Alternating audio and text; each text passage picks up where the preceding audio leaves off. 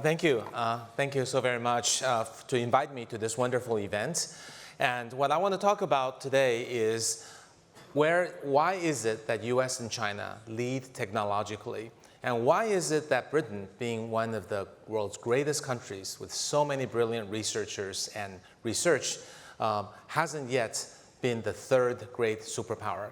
And what might one consider to develop in terms of policy, ecosystem, technologies to propel Britain forward? I'm admittedly not an expert on the UK, but what I can do is share success stories. Rather than sharing stories from US, which I'm quite familiar since I grew up in the US, I will focus on China because I think that's the aspect that many in the audience perhaps have not been exposed to.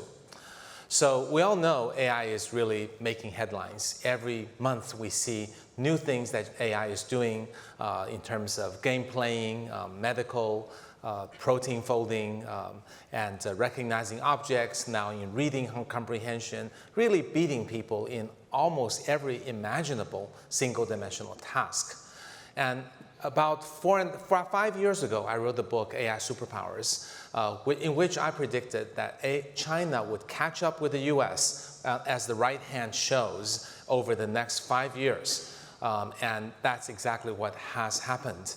And the reason I was able to make those predictions was I was in China watching the tremendous ability to catch up with technologies, and that China didn't do as great research as US or UK, but it was so fast in implementation, and there were tenacious entrepreneurs in a powerful ecosystem, second only to the Silicon Valley, and also a tremendous capital market. Of course, most importantly, a huge market with a huge data set. And for AI, data is all critical.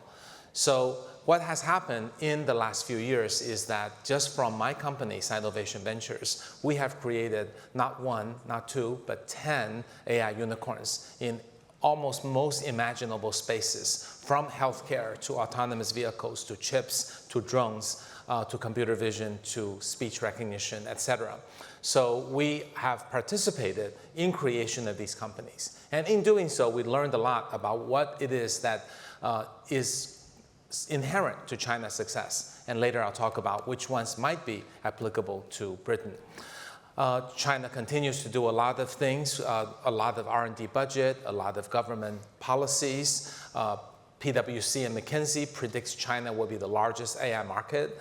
China and US have by far the largest number of AI unicorns. I know UK, I think, ranks now number 3, but the numbers are still much smaller by an order of magnitude compared to US and China. So lots of still opportunities in the future. So that was 4 years ago. This year, I published a new book called AI 2041. I'm not going to go into the book, but the key points in the book is about AI is one of the core technologies, but not the only one. The point that I make is that we're at a very important point in history. The last such important point was 120 years ago, when electricity, electromagnetic wave, and combustible engine changed the world. And they combined, for example, radio wave and electricity allowed for, in the World War II, encryption and decryption, and the creation in this country of the Enigma computer led to the computer industry, followed by communications, by the internet, really changed the world as we know it. And going forward, we're about to witness a revolution even bigger, because we're looking at electricity level innovations that not one, but at least 5, maybe 10. And these 5 would include things like artificial intelligence, beating human in almost everything. Automation, especially industrial, taking away 50% of human jobs, but also liberating us from having to do routine work. New energy, having dropped 85 to 90% in cost over the last 15 years, and the same will happen, bringing down the cost of energy to almost 0. And when we produce products in the future, the cost of goods really involve the materials, which will be naturally made with synthetic biology. The energy will be with much lower cost, solar plus new forms of battery power, perhaps hydrogen, perhaps others. And also the labor cost will go away because robots will take over. So we're witnessing the possibility that we as a human race at least possess together the sufficient capability to bring down the cost of goods to eradicate poverty and hunger. And moving on to quantum, which is trillions of times faster than today's computer and can solve problems that were previously declared completely unsolvable in human history using classical computers. We'll soon be referring to the computers we have as classical computers because these quantum computers are so much more powerful, so much faster, and they require all brand new software. And lastly, life sciences is really allowing us humans to, in some sense, play God in creating life using synthetic biology, in editing life using genetic sequencing, multi-omics, genetic editing. And these technologies also are fundamentally digital in nature so that data sciences and digital technologies and AI will apply. And the most powerful thing is that these five things will play with each other and crisscross and build even more powerful things. For example, you can imagine using AI to create robots that will make batteries in a way that will disrupt the future of automotive industry. And there are so many such examples. And of course, there must be people in the audience like Herman who would say, hey, you missed metaverse. And there will be people who say, you missed Web3, you missed blockchain. So that all points to the fact that there are not 3, but 5 or 8 or 10 technologies that will change the world, not just create value in companies and disrupt industries, but crisscross and intersect to create combined experiences and changes to our economy, our society, in ways that are not imaginable. This is not just a sector of computing, of investment. This is the future of investment. And that's the essence of the book. And the geopolitical summary would be that if the second industrial revolution 120 years ago was what made it possible for US to surpass UK and become the technology superpower, that US did not invent all those technologies. I realize that Europeans and UK invented a lot of them, but US perfected them, right? Electricity, electromagnetic waves, and combustible engine through companies like General Electric, Ford, that we all know about, AT&T, and so on.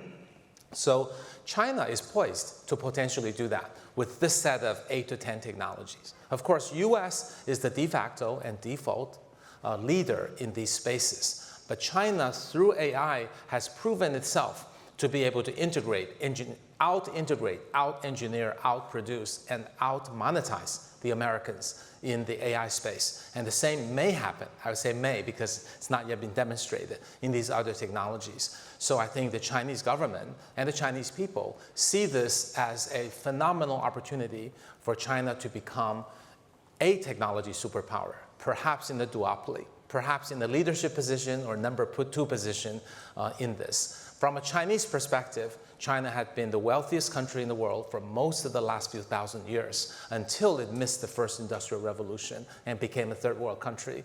And the Chinese leaders, understandably, will never want that to happen again and miss another technological revolution. So the government is playing a very strong role into ensuring that China has a seat at the table at this 4th industrial revolution. So on to UK. So if silver and gold are likely to be taken by US and China, who will win the bronze? I think UK has high prospects, but there are clear strengths and challenges and weaknesses that UK clearly has the best researchers, perhaps in the world, certainly on a per capita basis, but even in absolute basis, a very strong number 3. And the best VC environment in Europe, but also that to realize that's still much smaller and much weaker than US and China. The challenges would be how to catch up with these 2 giants. Policies may be a challenge or maybe an opportunity, and also keeping the talent. All the talent that's brilliant coming out of Oxford, Cambridge, UCL, Imperial College, well, the reality is they work for American companies today, and they're generating value for them. Where is the British industry, right? These are some of the challenges. So if we look at China and US, sorry, this slide is a little misleading. China and US is a view of today. UK is what I think can be. I wouldn't say it's quite there yet. So looking at technological policy, I call US weak, but I don't mean it in a negative way. I just mean US believe in hands-off. China is very pro-tech, very strong policies. UK can consider that. Secondly, the market. US is big, China is bigger, and has bigger market, big data. UK, I think, needs to recognize that UK is a small market, relatively speaking, so it must go for bigger markets. In terms of technology, it's important to realize US and UK lead in advanced research, but China has the strongest, most efficient development. What can be learned from there? In terms of talents, this is where I think US has the best position because the whole world wants to go to American schools, most of the whole world, and then they stay there. China is in a catch-up state, but it has many young engineers. Now, UK, I think, produces great PhDs, but how to retain them to work for British companies. And then lastly, in investment, I think US believes that hands-off, let the private industry take care of it. China plays more of a public plus private approach, and I'll talk about that. And that might be something to consider. So my suggestion is that the UK might consider a third column like that one, which combines the best of US and Chinese approaches. So what can be learned from China? I won't talk about US because you all know that pretty well. China, in terms of Chinese policies, what is not printed in the press, because it tends to be a little negative when it comes to China nowadays, but here's one thing that's not in the press that I want to tell you about, is what's called the Little Giant program, Little Giants program on the lower left. China has a list of little giants in technology to which it subsidizes on the national, provincial, and city level, $156 billion. And that's a huge amount of money because this is a technology subsidy. This is not investment. This is for no stake in the company. Merely when the government sees, hey, we see the fourth industrial revolution coming, these technologies are going to intersect and play, we want to lead, here's a bunch of money to capable people on the Little Giants list who are proven technologists with real differentiated technologies and patents. We want them to have this money to bootstrap their company or to build their semiconductor plant or to build their quantum computer. And then on the right-hand side, even 2 new stock exchanges that only deep tech companies can be listed. So you can see the effort that's being put in China. Now, I know many Americans will say subsidies don't work. And look what happened with President Obama and Solyndra. But I would say that's more of an effect of short-term thinking. When you pick the right technology, you can't also be right in the time frame.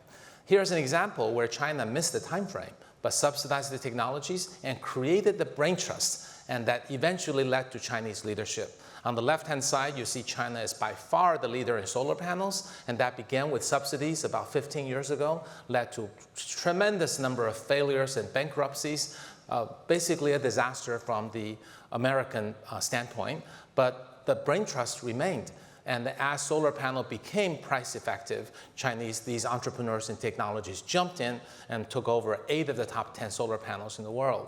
On the right-hand side is battery. Similar story, except CATL took that subsidy, built the world's best battery company. The previous speaker talked about Tesla being great in battery. That may be the case for an automobile company, but a real battery company, the world leader is clearly CATL. Tesla uses primarily CATL. They're the largest company with new technology investments and, even more interestingly, working on a cell-to-chassis solution that essentially makes the chassis of the car a battery, reducing the parts, the weight, the costs of the car, and letting it drive 1,000 kilometers per charge. Second key point beyond government policy is how do you invest in a deep tech company?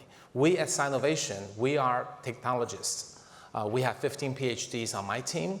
What is important to know is what has worked for VC in internet companies won't work in deep tech. In internet companies, one might find a great tenacious entrepreneur, give him or her a lot of money, become a monopoly like Google, Facebook, or Tencent, Alibaba, then laugh all the way to the bank. But that won't work. That won't work in deep tech. You can't give a synthetic biology researcher a lot of money and kill all the synthetic biology researchers. They all go after different things. You have to deeply understand technology, speak the language of technology and business, intersect, and help coach the PhD become a good CEO or find another CEO. That's what we do at Sinovation, and at a future opportunity, I'd love to share more details about that. So in summary, I think what UK can do is really first think about subsidies as something that could work. Second, but selectively pick them because you don't have an infinite budget. Secondly, really bet on top UK funds and bring global funds from US, China, other places to come over. Third, think about global and day one because your market is relatively small. And number four, realize you need a different breed of VCs, and we'll be happy to share our playbook. And number five is enhance the pull factor so that British talent remain. And finally, think about the opportunities to work with both US and China. Thank you very much.